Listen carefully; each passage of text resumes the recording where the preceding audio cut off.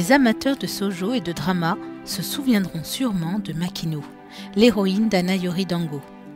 Elle travaillait à mi-temps dans une pâtisserie traditionnelle japonaise et passait d'ailleurs son temps à manger des gâteaux. On s'est tous demandé, mais quel goût peuvent bien avoir ces pâtisseries? Peut-on trouver des pâtisseries japonaises en France? Eh bien oui, à Paris.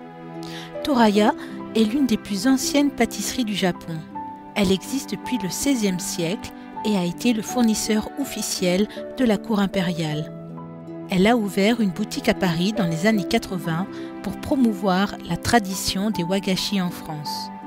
À 2 pas de l'église de la Madeleine, cette boutique au design zen fait aussi salon de thé. Vous pourrez goûter un large choix de pâtisseries traditionnelles japonaises.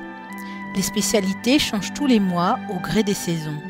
Les ingrédients de base, eux, ne changent pas: thé vert, haricots rouges et soja. Moi, j'ai craqué pour l'usagiman. C'est un petit gâteau en forme de lapin blanc.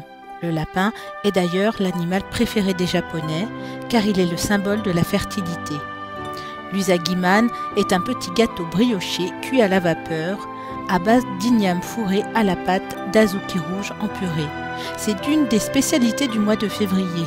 En avril, Toraya proposera le sakuramochi à la mode du Kansai. C'est un gâteau avec une pâte de riz fourrée à l'azuki rouge entier, le tout enveloppé dans une feuille de cerisier légèrement salée. Toraya propose aussi à toute heure 2 repas traditionnels légers composés de riz gluant, d'une soupe miso et de petits légumes salés avec un gâteau en dessert.